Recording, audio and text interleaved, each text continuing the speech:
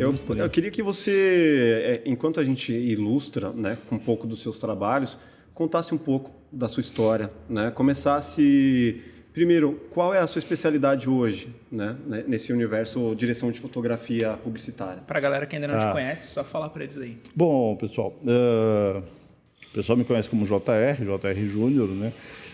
Alguns segmentos, bom, eu acho que isso aqui vai compilar de uma forma que todo mundo vai começar a me descobrir a partir de agora.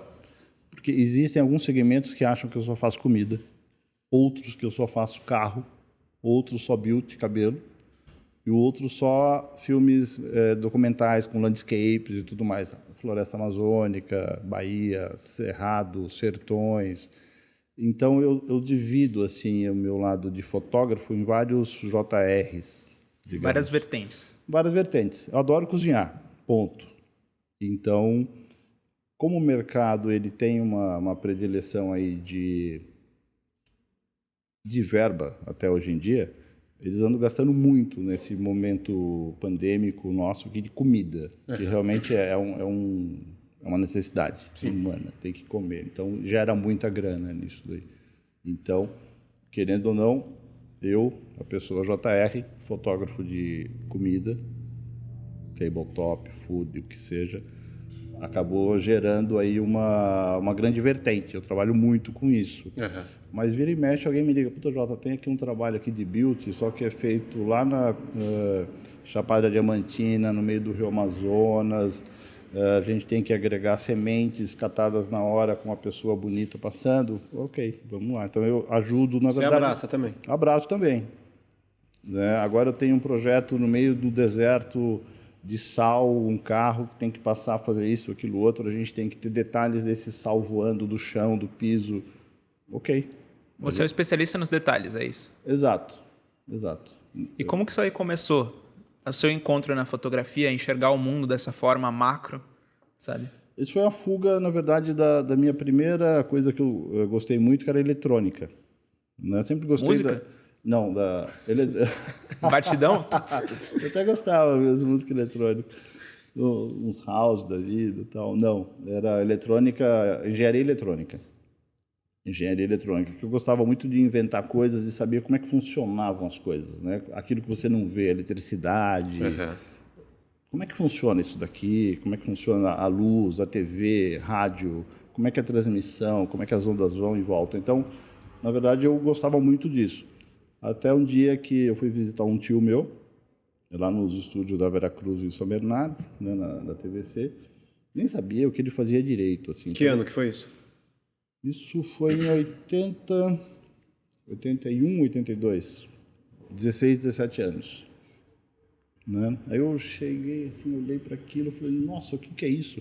Tinha um cinema cortado ao meio, a tela tinha um Fusca Pink em cima na frente do palco, assim, onde era a tela do cinema, e chovia dentro.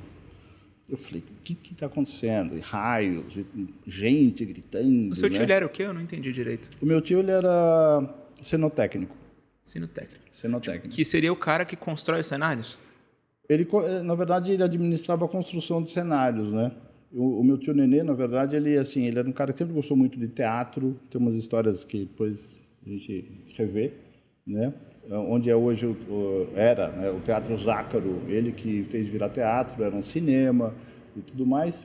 Ele fazia a decoração de Natal, organizava toda a decoração de Natal e Carnaval do Estado de São Paulo, tudo o AMB, o que é hoje. Hoje é tudo dividido, né? Ele que era o administrador total do AMB na questão de construção de estandes e tudo mais. Coisa grande, né? Ele até ajudou, na verdade, ridiculamente, a subir o telhado do AMB. Caramba. História rápida. O telhado do AMB ele foi construído todo no chão e tinha que ser levantado ali. Não tinha guindastes, não tinha uma coordenação, podia entortar. Então ele teve a ideia, chama todas as radiopatrulhas aí que tem perto, com radinho, os susquinhas, baratinhas, nos cantos, e os caras ficam... Sobe, todo mundo fala, sobe. Acelerando. Foi subindo. Puta, na gambiarra. Master. Foi boa. Na Master, assim, aí fez... Então, esse é um cara que ele era meio genial, assim. Ainda, tá vivo, tem 93, 94 anos hoje. Foi uma inspiração para você ali já... Foi. E aí um cara falou, nossa, olha isso aqui e tal. Só que ele me via assim, eu era magrinho, né? Tinha 17 anos, magrinho, tudo assim. Eu falei, nossa, mas você está estudando, fazendo aí engenharia. Engenharia não, era o último ano de curso técnico em eletrônica. Engenharia eu entrei um ano e abortei, porque eu já estava dentro do mundo da publicidade, do cinema, né? E aí foi essa a minha entrada. Eu olhei para aquilo e falei, não, isso é muito mais legal, né? Construir aquela coisa, não construir realmente fisicamente ali, pôr a mão na massa, mas a imaginação não tinha limite. Sim. Ali. E naquela época de publicidade dos filmes, grandes filmes, não tinha limite. Só o orçamento, né? Não tinha também. Sério? Sério. Eu quero saber um pouco dessa época aí, uma a época de ouro. É uma época de ouro que assim, o orçamento era aberto. Você fechava o filme, entregava, o cliente gostava, ele olhava assim e falava, quanto foi? Ok. 1 milhão. Toma. 1 milhão. A produtora tinha uma taxa de 50% na época. Então, se você gastasse 1 milhão na produção, você colocava 50%, 1 milhão e 500. Então, aí, ok. Foi. Só que, assim, era um ato assim, não abusivo da produção, né? Não podia ser abusivo da produção. Vamos aí, então, vamos estourar a boca. Não, não podia ser. Tinha uma certa responsabilidade na entrega. Tanto que quem não entregasse aquilo pelo aquele valor cobrado estava fadado a não filmar mais assim. Então, vários casos realmente não conseguiram mais filmar com verba aberta, digamos. Né? Quais eram as top produtoras da época? Da época, assim, era a TVC, né, que o Dodi sempre conseguiu entregar assim, muito além do que ele cobrou e do que recebia. Tanto que depois ele teve uma agência e tudo mais, tudo pelo mérito do trabalho na entrega. E na TVC veio a Taterca, né? TVC veio a Taterca e foi crescendo. Na TVC veio o McDonald's, né? Que foi ali meio que aquilo. Monta uma agência e cuida da minha conta. Eu falei, não, eu sou uma produtora. Não, tudo bem, monta aí. Então, nasceu a Taterca criando... Para atender o McDonald's. Para atender o McDonald's. Aí foi crescendo, Natura e tudo mais. Até depois a fusão com a DPZ. Sim, já recente. Né? Isso já recente, mas isso, Natura e tudo mais, foi crescendo. E você estava nesse meio aí, já com a TVC, com outras também ou não? Não, eu nasci praticamente na TVC, com 16, 17 anos, né? E aí fiquei ali, entrei onde podia. Eu quero entrar aí, não me interessa onde. Então, ajudava o Daniel Fernandes, que era um figuraça, assim, que ele fazia efeitos de acabamento em cenários, né, para a TVC, freelance, ele. E o Dodi fazia uma cozinha, sala, o que fosse. Chama o Daniel para dar a vida nisso daí. Aí o Daniel olhava o roteiro. Quantas crianças tem aqui? Essa casa o dono comprou há quantos anos? Comprou há 10 anos. Então tá, a criança cresceu aqui dos 5 aos 15. Então tá. Então esse cara andava com uma estopinha suja, sujando, teoricamente, onde essa criança teria sujado. Ia dando a vivência na coisa. Humanizando. E aí, então a casa e o cenário ficava real. Era um absurdo, assim, do caralho. Né? Vamos filmar numa ponte no meio de um laguinho. Era cenário. Mas, ridiculamente, essa ponte aqui no meio, passou um bêbado aqui e mijou nesse poste.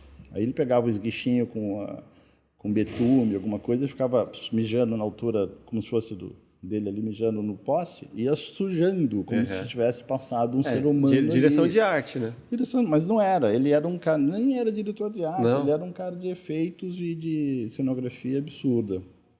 E alguns trabalhos que, lá quando eu tinha 16, 17, que eu fazia para esse cara, era fazer pedras de gesso.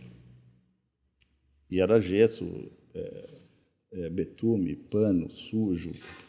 Era uma calça minha no lixo por cada 2 dias, jogava fora a calça. Caraca. Então, era absurdo, cheio de gesso, de terra. Chegava em casa... Já estava no orçamento, né? Meu filho, o que está fazendo? Não, estou trabalhando lá com o Virou rapaz. gesseira. Está fazendo uma obra. E era um absurdo o que se ganhava, né? Mesmo eu lá como assistente do cara do gesso, era um absurdo de grana. Sim. Mas era assim, era um ponto de vista assim, não era pela grana, era por entrar naquele mundo. Sim, né? O espaço que você viu ali, você abraçou. Exato, vamos fazer isso aqui. E aí acabava esse espaço, né, de gesso, de mexer e tudo mais. Aí agora a gente tem o quê? A gente tem a luz, o pessoal da iluminação. Era muita gente naquela época. O cálculo assim de mão de obra era um absurdo. Era assim, 4 mini brutos, tinha que ter um eletricista. Então tinham 40 mini brutos, então 10 pessoas para cuidar só disso, né? E não tinha gerador blimpado, era um gerador que era em cima de um caminhão, barulhento. E não era só para inflar o orçamento, era porque precisava mesmo. Era porque precisava. Porque as câmeras eram mais escuras. A película também era bem mais... a sensibilidade era baixa, né? 125 ASA, que era o 5247. Ele era muito duro. Então você tinha que colocar muita luz em tudo, né? Para ter alguma coisa. E tinha uma coisa que hoje em dia a gente tem mais, que é uma programação do que a gente vai filmar. Naquela época era vago um pouco.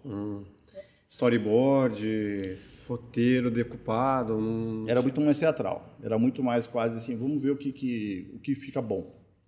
Entendi. É quase tipo uma reunião de amigos. Vamos gravar e vamos... Então, não gosto dessa ideia, vamos mudar na hora. O que fica bom com película, isso era um tiro no pé, né? Porque era caro pra caramba rodar a película. Era caro.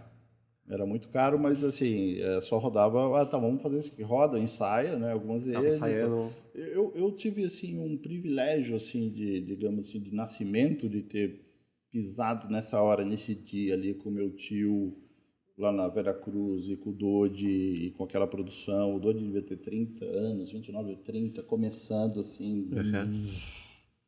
Né? Era assim um meteoro assim, na realização.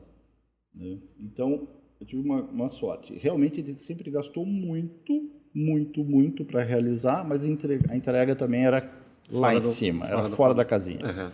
Então, mas realmente gastava muito. E essa entrega fora da casinha era porque era a exigência do McDonald's, assim, como cliente principal? Não, nem era. Nem tinha McDonald's ainda. Já bem antes do McDonald's. Muito antes. A gente está falando de 10, 15 anos antes do McDonald's. Não era agência, ele era uma produtora.